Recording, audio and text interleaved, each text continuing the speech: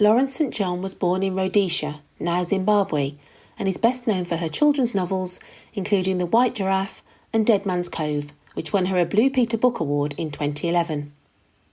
Her latest book is an adventure story entitled Wave Riders, and in their recent conversation, Nikki Gamble started by asking Lauren to set up the story of Wave Riders for us. Well, Wave Riders is about twins, Jess and Jude. They're living a dream life, sailing around the world with their guardian, Gabe Carter. And then actually on the morning of their 12th birthday, Gabe vanishes without trace. And they're left completely alone at sea in the Caribbean. And it's what happens next. They know nothing about their background at all. And when a glamorous couple step forward, seemingly to offer the perfect home, it seems too good to be true. And maybe it is. Maybe we'll come to that in a little while. I want to stick in the Caribbean to begin with. Okay. It opens in an idyllic setting, what's called the British Virgin Islands, which That's you right. write about with such, just the way that you describe the sea and the colours of the sea. I get a sense that this is a place that you know. I haven't been to the British Virgin Islands very, very sadly, because during lockdown, when I was researching it, I kept looking at these magnificent pictures and thinking, if only I was in the Virgin Islands. But I have been to the Caribbean quite a few times, and I really, really love it. And I also did a huge amount of research. I made sure I knew as much as possible of the sea that I was writing about. Yeah, that really comes through, because you know where something is dark blue and where something is turquoise, and my mind pictures were just so clear from reading your book. What made you choose the British Virgin Islands when you could have written about the Caribbean that you do know about? I've just always liked the idea that the British Virgin Islands, something's really interesting about it, and it's so idyllic. I mean, it just looks like a sort of paradise, and I like the idea of them being in this paradise and then something completely unexpected happening, and then how do they cope from the supposedly perfect place, how things unfolded. Things that look perfect often aren't, and there are always threats that are there, whether it's from coral reefs or from people. It does start with a lot of sailing, and I don't know, in my mind I thought that perhaps you'd always been a sailor, but you come from Rhodesia, which is now Zimbabwe, which is a landlocked country, and yet you did learn to sail. What was that like? Well, the very few times I've ever been on a yacht, I've been really, really ill. And I just was really nervous. I knew that because sailing is so technical, I knew that I didn't want to write a book that involves a lot of sailing, where I just sort of fudged it based on a video. I wouldn't have felt right with that at all. So I knew I actually physically wanted to do it. So I signed up for what's called a competent crew course, which is 5 days. And I sailed around the coast of Britain, and I was so scared of being ill. I read up on everything, and it seemed like ginger was the way to save yourself. So I took copious amounts of ginger biscuits and crystallized ginger. And I wore these things called sea bands. And I was completely fine the entire time. But I could not have written the book without doing that course, because firstly, sailing is even more technical than I imagined. It's the physicality of it, because the cold as well. We went out in March, and the cold is just a different kind of cold. And how dangerous it is, that was a revelation, because there's hardly anywhere to hold on to. And you're frequently, the second day we were in this huge kind of 4-7 gale. But I found that I loved it. Part of the course is that you have to learn to night sail. And it was so bitterly cold. But it was so magical, because being alone with the sound of the sails and these huge shining black waves coming at me from all directions, it was so magical. What's really interesting is it sounds authentic when you're reading it, but it's that feeling that I think comes across really strongly. And I did wonder, because there's another of your loves later in the story, which are horses and horse riding. And I just wondered whether the sensation that you've just described there from the sailing, whether in some ways there's a connection between that and the feelings that you get from riding horses. It's so interesting that you say that, because with horses you always ever so slightly don't know what's going to happen next, especially if you're on a fast horse. But actually, weirdly, being at the helm reminded me a lot of being on a fast horse, because there's the split-second judgments you're always making about things and how many things you have to watch for. Strangely, I do think there's some kind of relationship between the two. Let's talk a little bit about your characters, the twins. I'm really interested in twins in literature and what they sort of afford you as a writer, what you're able to do with them. So when did the idea come to you?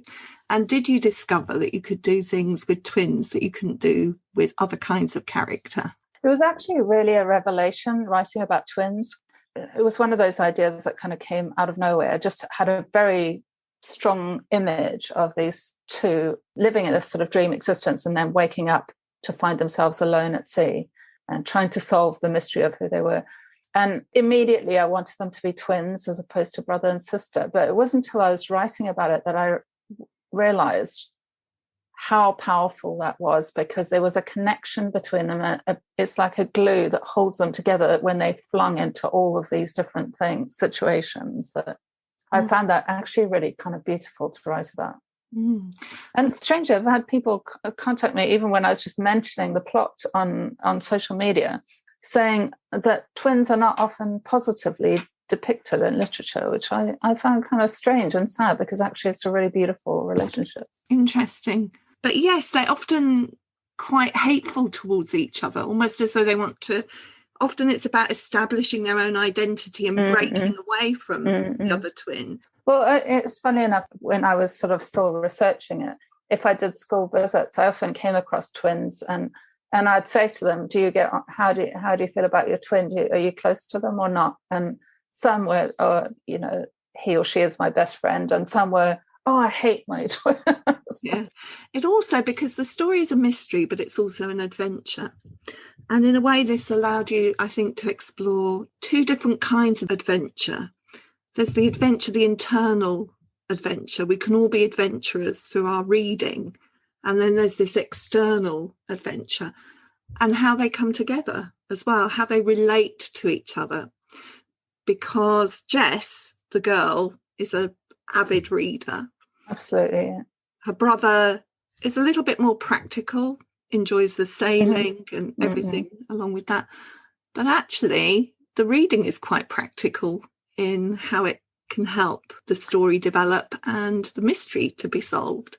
I kind of like the idea of them coming, again, from very, very opposite places. In a way, they start out with opposite interests, and then gradually circumstances force them to look at life in a different way or look at things in a different way. And Jude is quite different to other, he doesn't like the school that he gets thrust into. He's so opposite to that, and that he doesn't fit in. And I like the idea that there was a way that stories could help him navigate the situation he was in by relating to, in the way that books, I think, help people, which is characters you identify with have survived these awful situations. Maybe you can do that too. Yeah, there was a lovely, I'm going to quote your own work back at you, where it says, he talks about the inner confidence from reading, armoured by the detectives, because she's an avid mystery reader. Jess, yes, she does. That's why he decides that she's so confident, because she's always immersed in the worlds of these different detectives.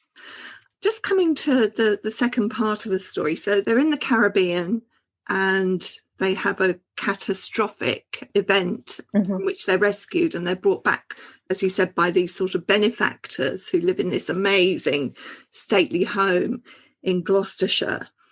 And you talk a little bit about how Jess, I think it is through Jess's eyes, comes to even like the weather in Britain. I love that bit. So she found, to her surprise, that she loved the infamous English weather and the beautiful countryside. It made her feel like a character from Castle of Secrets. So my question really is whether, in coming to England, you also had some of those feelings. Oh, very much so. I think because when I was growing up, I mean, I went to boarding school in Zimbabwe when I was 7, and they mostly government boarding schools, which government run because lots of the kids are sort of spread out around the country. So it's not a fancy thing. But I went to school from when I was boarding school from when I was 7. Very, very excitedly. I loved boarding school because I'd read so many Famous 5 books, and Secret 7 seemed the way to go, that all the fun was to be had at boarding school. And so because I grew up reading all those stories and about the Moors, and I loved Sherlock Holmes as well and Agatha Christie, and I always found the idea of getting lost on the moors or proper pea soup fogs actually really cool. So. I get a sense of that, of the story. Now, you've written lots of mystery stories, obviously your White Giraffe series, Cat Wolf, and it's really interesting how we internalise these different kinds of stories. I was wondering a little bit more about the kind of mechanics of how they work and whether there's actually some thought process about, how long is the ideal setup? Do you think about a book in thirds? Then we have a kind of complication of that, and then the revelation at the end, or does it just come as one kind of continuous smooth thought process? Nothing has ever come as a continuous smooth thought process. I once read a quote from a writer that hard writing is easy reading, and sometimes I'll battle for weeks over like some tiny little section of the book, and then years later I'll be maybe referencing it or something, and I'll look at and think, that paragraph, which is like such actually just an ordinary paragraph and actually nothing special, took me so long to write. I was very impressed recently. I was reading Robin Stevens, who writes Murder Most Unladylike Mysteries. She put on Twitter how she uses this really impressive spreadsheet system and for working out characters and who does what, when, and reveals. I'm kind of embarrassed to say that I don't do anything. I just go along. I literally have an idea. These kids will wake up on a yacht with their guardian vanished, and then I just set off. And each chapter will have a single idea. Okay, in this chapter, they will wake up and the yacht will be completely silent, and this is what Jess will find. Or in this chapter, they'll find a note. I try to see. I suppose the reason I do that, apart from the fact I'm not a very good planner, is it helps me to be in the moment. So, for instance, in my first Cat Wolf book, Cat Wolf Investigates, she takes on a pet sitting job to try to raise money for a laptop in her school holidays. And her very first day, it's terrible weather in Bluebell Bay where they live. She's got to go up to this fancy mansion at the top of a cliff in fog. And so then I just imagine her setting off up these steps in this fog. And then when she gets there, the door, which is supposed to be locked, is actually, and the house is meant to be empty, but the door is slightly ajar. And then I imagine, not that I am Cat, but that I am watching as she opens the door and what she sees. So I'm constantly always with my characters seeing what they see. And then in a way, like if they're scared, I almost feel scared. I suppose that's what I try to do. That's really interesting. I did find that, just thinking about the first 3 chapters of the book and how, you just read it and you enjoy it, but actually the artistry in the time frame for that and the moving backwards and forwards is quite complex in those 3 chapters. Did that actually come in that sequence? Because to me, it looks as though it's something you probably went back and reworked to build that tension in the first 3 chapters. No, I wrote the first 3 chapters really, really quickly. They just sort of poured out. And then as the book went on, it got harder and harder trying to think of all the different, how everything worked together. I'll say to my editor, I just have to do these things. I just have to get them to the UK and they just have to find out this, and I just have to get them to boarding school. In actual fact, each one of those things, in order to not be rushed or to have things play out in a realistic way, can take ages. But the great thing about that is that lots of things occur to you along the way that wouldn't otherwise have occurred to me. All mysteries have to have a revelation of some kind. And I'm not going to reveal what the revelation is because we want people to enjoy it when they read the book. But I will just say that a lot of the revelation comes through a letter in this particular story.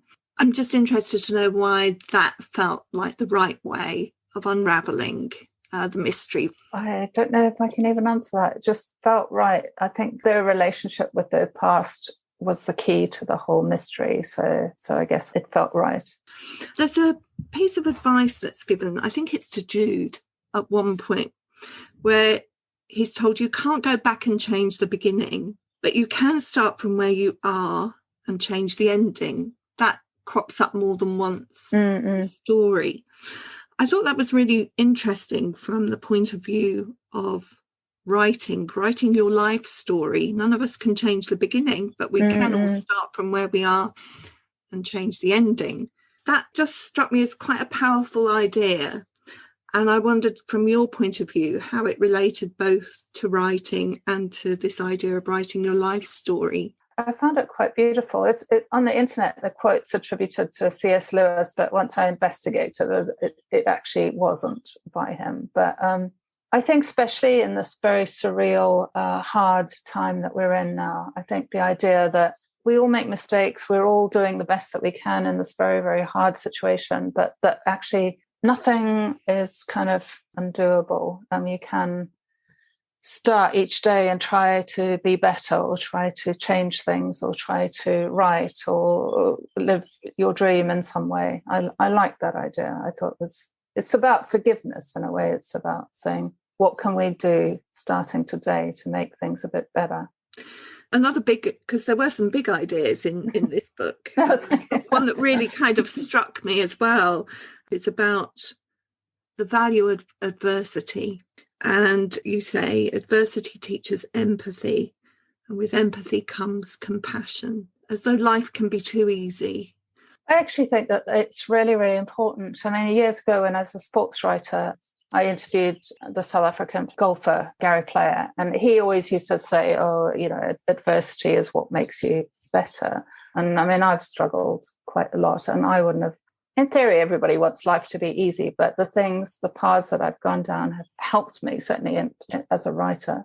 I mean, you talk about it teaching empathy and compassion, but it's as much about resilience as it is about empathy. It's both of those qualities in a way. I do think it's both of those things. I think everybody wants a perfect life, and nobody wants anybody, not a child, an animal, or a human, or an adult. We would all like nobody to suffer. But it's really important, I feel, in life to not just read about things, but as far as you can to actually engage in difficult things. And that's, we can all do that, whatever our circumstance. I'm going to bring it back to the story because it does prompt all of these thoughts at the same time as enjoying a good mystery and enjoying a good adventure. And in a way, those ideas are relevant to how things play out for your characters at the end, because they have an opportunity to have a materialistic life. The lashings of ambrosia cream that you would have got from your Enid Blyton stories, but it also undercuts that a little bit with some of the decisions that your characters make about how to live their lives. I think all my books, I suppose to some extent, my characters reflect my beliefs about the world or how I think things in an ideal world should play out. So can I ask you about Jess and Jude? You've got your characters now. You have written series in the past. Is this a standalone or is it a series of books? It's supposed to be a standalone. I don't know. I feel quite sad to say goodbye to them. So I definitely wouldn't do more than a sequel. I can see a sequel. Definitely. And I could see them getting involved in some kind of conservation, whether that's the oceans or more local wildlife. I don't know. I love them a lot. I really enjoyed writing about them as characters. I felt a real strong affection for both of them. Well, I really enjoyed Wave Riders, Lauren. Thank you so much for talking to me today. It's an absolute joy, Nikki. Really lovely to see you. Thank you so much. In the Reading Corner is presented by Nikki Gamble and produced by Alison Hughes. If you have enjoyed this podcast, please do leave a review for us. To find out about other projects, including an audience with events and the Exploring Children's Literature Summer School, visit www.exploringchildrensliterature.uk. Join us again soon in the Reading Corner on your favourite podcast platform.